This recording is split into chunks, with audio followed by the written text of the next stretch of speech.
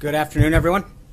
Thanks for joining us a little earlier than normal today. I want to make sure that the pool has plenty of time to set up for this afternoon's major event. I'm excited to announce that next Monday, on April 24th at 10 a.m. Eastern Time, the President will speak via video conference with the commander of the International Space Station, Peggy Whitson, and her fellow astronaut, Jack Fisher. In 2008, Dr. Whitson became the first woman to command the International Space Station, and on Monday, she will break the record for the most time spent in space of any American astronaut. The President, joined by his daughter Ivanka and NASA astronaut Kate Rubin, will congratulate Dr. Whitson on this incredible accomplishment and discuss the importance of encouraging women to pursue careers in STEM fields: science, technology, engineering, and math. As you're all aware, in addition to signing the NASA Transition Authorization Act, the President also recently signed the Inspire Women Act, which ensures that NASA continues recruiting women for important STEM-related jobs in aerospace, an effort that's particularly important to this President. We're working closely with NASA and the Department of Education to make this conversation available to classrooms throughout the country. The Department of Education will also be providing tools for teachers to build lessons around this conversation between the President and these two outstanding Americans who are orbiting 220 miles above their heads. The call will air live on NASA TV and stream on NASA's website and Facebook page. And while we're on the topic of upcoming events, I'd like to note that the President will welcome Palestinian President Abbas for a visit to Washington on May 3rd. They will use the visit to reaffirm the commitment of both the United States and Palestinian leadership to pursuing and ultimately concluding a conflict-ending settlement between the Palestinians and Israel. We'll have further guidance on that visit as we get closer to the date. In terms of additional announcements, the President will be giving the commencement address at the Coast Guard Academy in New London, Connecticut on May 17th. And as we grow closer to that date, we will continue to provide updates. Moving along to current events, this morning the President signed an important piece of legislation for our nation's veterans.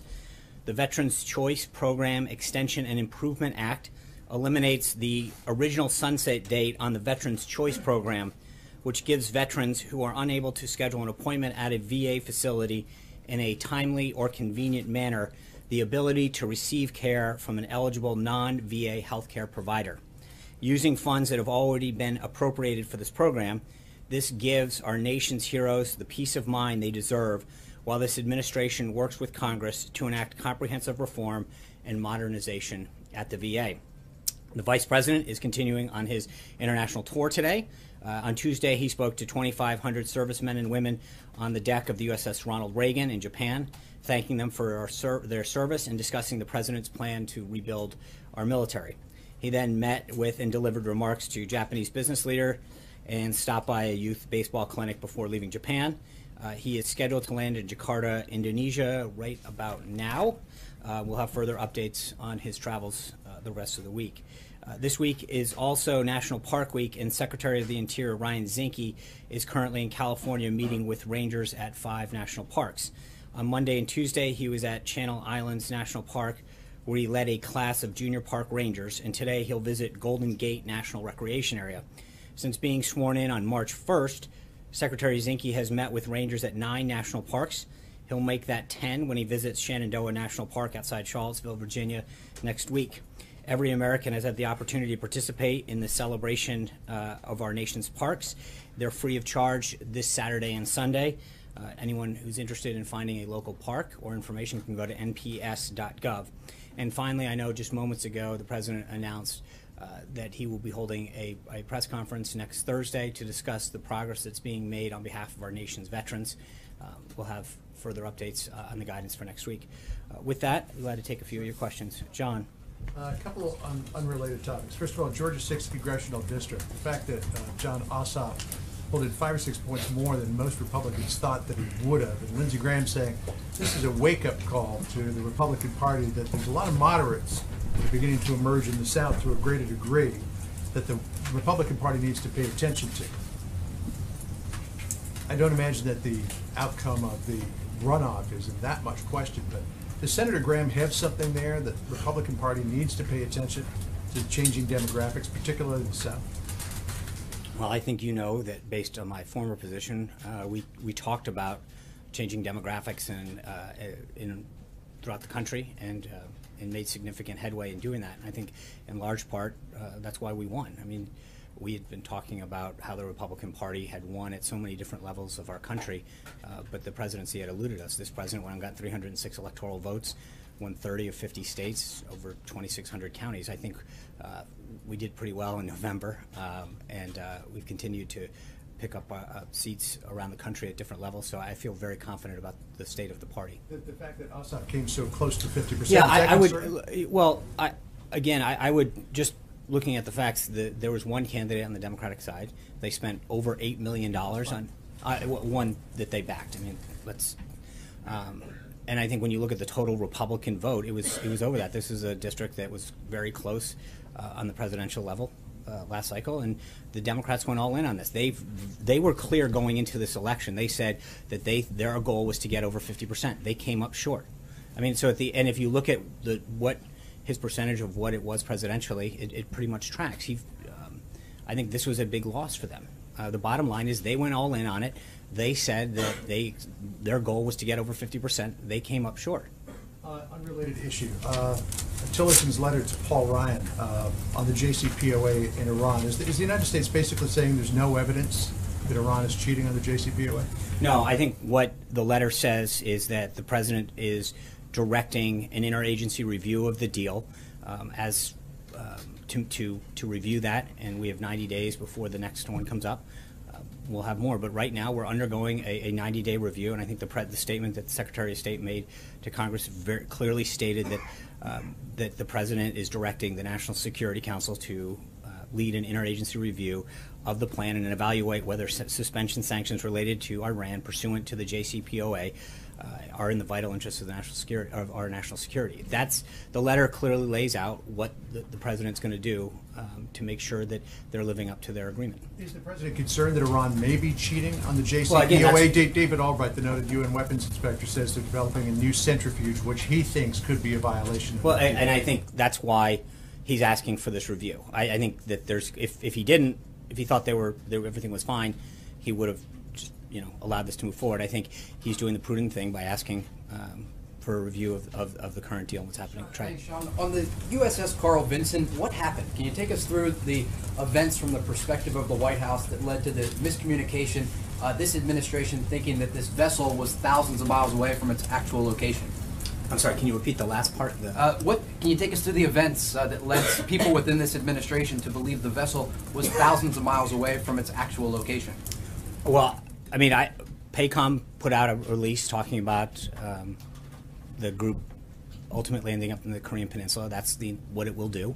I think we were asked very clearly about the use of a carrier group in terms of deterrence and foreign presence and what that meant. I think that's what we discussed. I would refer you back to any other issues with that to the Department of Defense. Does the president believe that he might have spoken too quickly on this location of the vessel before it was actually arriving? The president said we have an armada going towards the peninsula. That's a fact. It happened. It is happening, rather. Yeah. Sean, I just want to follow up on that. Obviously when the President of the United States says there's military hardware going to a region in the middle of a crisis on the Korean Peninsula, the allies of the United States are encouraged. When that happens to not be the case, they can interpret that as a false encouragement. So how is this White House explaining to South Korea and Japan that in fact during the build-up and the actual DPRK missile launch, there was no USS Carl Vinson off the coast respectfully, of the Korean Jessica, I would Peninsula? ask you to either touch base with PACOM or the Department of Defense. The statement that was put out was that the Carl Vinson group was headed to the Korean Peninsula. It is headed to the Korean Peninsula. It'll arrive there.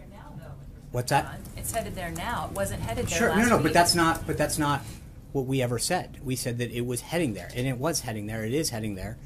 So that remains. An impression that allies had. But if there's an impression, then that's not. Then there should have been clarification from people who were seeking it. But I mean, PACOM put out a release talking about what its ultimate destination was going to be, and that's where it ended up. Caitlin. Well, why did the administration never clarify? Because it definitely, the intent in media reports was that it was headed there now. and now it's going to be there But that 2 weeks wasn't, later. with all due respect, that's not my, we were asked a question. I'll comment on it. I know, no, that's not true. What I was asked was what signal did it send that it was going there? And I answered that question correctly at the time, that it signaled foreign presence, strength, and a reassurance to our allies. That's a true statement. You're asking me why you didn't know better. I don't know. That's a question that should have been followed up with either PACOM or the Department of Defense. But the only question that we were asked was what signal it sends, and I think we answered that very correctly at the I time. think it was a little misleading. No one found out about it until a picture was posted on a What do you mean? page. What part is misleading? I'm trying to figure that out. We were asked a question about what signal it sent. We answered the question on what signal it sent. I'm not the one who commented on timing. What's misleading is that people thought it was headed there now, and now it's going to be there weeks later. They thought it was already headed there. And it But wasn't. again, It was doing that's an exercise. before I it was understand going the there. question, right? But what I'm getting at is, it was announced that it was going. It will be there. We were asked simply a question on that. I think all other questions should be asked of the Department of Defense. John. Thanks a lot, Sean. Earlier today, China's foreign ministry spokesman said that China is increasingly frustrated with North Korea. And North Korea, you may have seen it, put out a simulated video over the past 24 hours which shows its missiles attacking, destroying an American city. What's the American White House reaction to that video and also to the comments by China's foreign ministry spokesperson? Well, on the first part, this isn't the first time that North Korea has put out propaganda tools, and I don't think we're going to comment on every time they put out a piece of propaganda. Second, I think it's encouraging to see China continue to move forward and join us in this effort to control North Korea. I've commented before, I think that the relationship that the president started building with President Xi down in Mar-a-Lago is clearly showing some positive signs. China continues to have both economic and political influence over China, and so I think it's important to see them heading in this direction. I think it's a very positive sign to see them play a larger and larger role. I think it is in everybody's interest to contain North Korea's actions. John Gizzi. How strong is that influence? I'm sorry, John. How strong is that influence, though, if the foreign ministry spokesman for China, which the president is depending on for this particular incursion, is saying that he himself, that China itself, is frustrated, increasingly frustrated with the North Koreans? Well, again, I think from an overall diplomatic sense, I think it's a positive to see China continue to take positive signs aligning with the position that we have on this. That's a positive thing. I think the time will tell, but I think seeing a unified effort to contain North Korea's threat is a positive step to protect not only our national security interests, but those in the region. Sorry, John Gizzi. Thank you, Sean. A few weeks ago, I asked you about the president's upcoming visit to Rome and whether or not he would have an audience with this Pope. And I pointed out that this is something that's a part of modern history, going back to 1959, when President Eisenhower had an audience with Pope John the 23rd. You said it was something you'd definitely be in favor of. A few days ago, the Financial Times reported that sources within the administration said this was very unlikely to happen, and that for the first time since nearly 60 years ago, the president would not have an audience with the Pope. Yeah, Why? So right now, at this time, obviously, we headed to both Brussels and Sicily. If we have updates on the schedule, and we're still plenty far away, I'm sure that we will let you know about any additional stops. But Are you in touch with the Holy See about? I appreciate the effort, but I think until we have an update, I'm not going to go there. Francesca.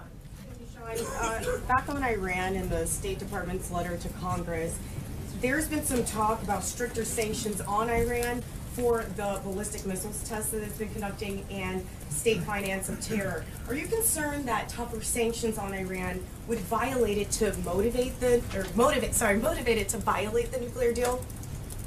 Well, I obviously any action that we would take if we did is something that gets vetted through the interagency process, and all of those kind of considerations are taken in terms of trying to achieve the effect that we want. So sanctions have been an effective tool in many cases, and I think that, as we've mentioned a lot of times, the president doesn't telegraph what action he's going to take, but as we conduct review of options available in this situation.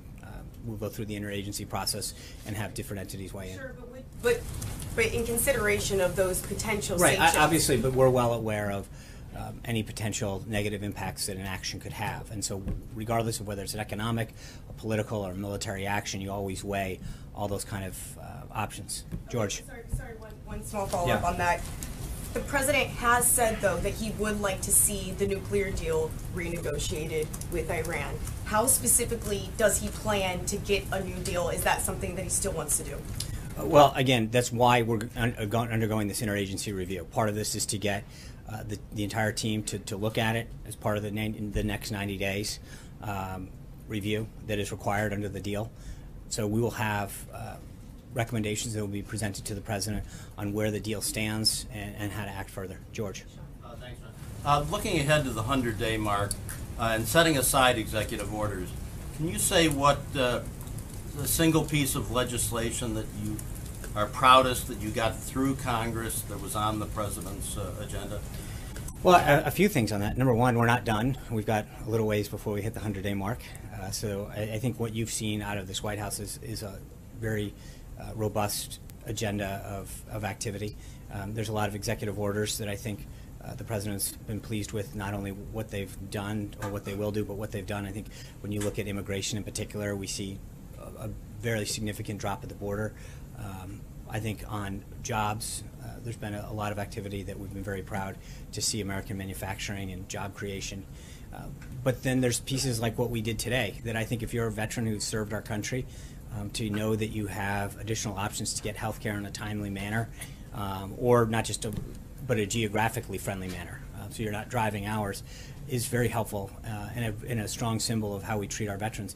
There's a lot of things that I think the president's done on veterans, on immigration, on regulatory reform. As I mentioned here, we're now at a dozen Congressional Review Act pieces of legislation that have been signed that have had, I think, a very positive impact and will have a very positive impact on job creation.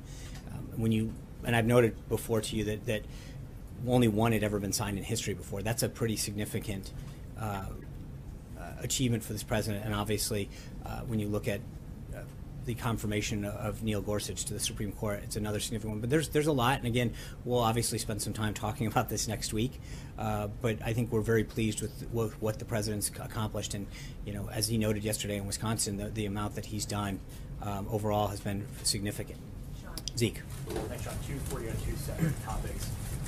First, on the potential for a government shutdown next week in the CR, is the president, the budget supplemental the White House requested about a month or so ago included boosts to defense spending, cut and other discretionary spending, non-defense, included funding for the wall. What is the president going to insist that the CR that will be necessary to keep the government open after next weekend will include all of those priorities, or would he accept a sort of flat CR that would just continue the status quo? Well, obviously, yeah, we're having those discussions have been ongoing with House and Senate leaders as we approach this deadline. But as you correctly point out, I mean, the president's priorities are very well known. What he wants to do in terms of both military and homeland security. Yeah, but I think that to start negotiating in public will probably not be a very prudent thing to do as we get closer to that deadline. So I respectfully, we're days away. You'll have plenty of time to see what's in there. Richard, second question, another topic. Sorry. Late last night, the Presidential Inaugural Committee released its list of donors at the end of the filing period. It included, raised record amounts of money, obviously, included lots of money from corporate donors, many of them who have business before the administration. As the president who ran on the Drain the Swamp slogan, concerned about the perception, certainly, but also any or the potential for any real conflict of interest between some of those donations coming into supporting his inauguration. No, I mean I think that this is just like a campaign in the sense that you have there's full there's disclosure on this for a reason so that you know what's happening. I think funding the inaugural committee has pretty much been a nonpartisan activity that is going back every administration, going back through administrations. So this is a time-honored tradition. I think a lot of Americans and companies and entities are proud to support the inaugural, and I think that you've seen that over time. The people who have been, there are a lot of people who really take pride in helping us show the world a peaceful transformation of power. Richard. Thank you, Sean. I just want to go back to Wisconsin yesterday. You want to go back, huh? It's nice. The president said about the issue with the local dairy producers, dairy farmers, that the White House was going to work on that very hard immediately. Actually, starting today, that's what he said. Calling Canada and asking for solution. Has the White House been in contact with anybody in Canada, in Ottawa? I'll have an update for you, hopefully at some point on that. But I'm well aware of the president's comments on that. I think it's a very important issue for people in Wisconsin, and the president looks forward to following up on that. Who's going to go fast on this point? I think all I will say is that the president is going to make sure that we follow up on that. David Jackson. Very quickly, he said that on NAFTA he wants very big changes, or we're going to get rid of it once and for all. Are we at that point, like very big changes? Well, I think we'll see what pans out in the negotiation, but I think there's an opportunity. Can I just? I think I got this, but thank you. Maybe. All right, thanks, man. I'll see you in a minute. Hold on. All right, that was cool. Real quick, how do you follow that? Just to John Gizzi's point, I just want to make sure I note that we will be reaching out to the Vatican to see if a meeting, an audience with the Pope can be accommodated. We'll have further details on that. Obviously, we'd be honored to have an audience with His Holiness. David, I'm sorry, I called on David first. Thanks, Sean. What's the White House's reaction to the deportation of Juan Montez? He's a dreamer from California, apparently the first one to be sent back. I think there's that situation is evolving right now. There's a lot of things that are being looked at in terms of the circumstances surrounding that, and I'd ask you to stay in contact with the Department of Homeland Security. Did President Trump say he didn't want the... I think that I don't want to comment right now in the sense that there are some circumstances regarding that I think that need to come out or be further looked into, and I think getting ahead of that could be an issue. So I just respectfully, I would say that I don't want to rush to judgment. I think there's a lot of additional details that are coming out about that issue, and I think the Department of Homeland Security is probably the best place to get updates. And okay, Hallie.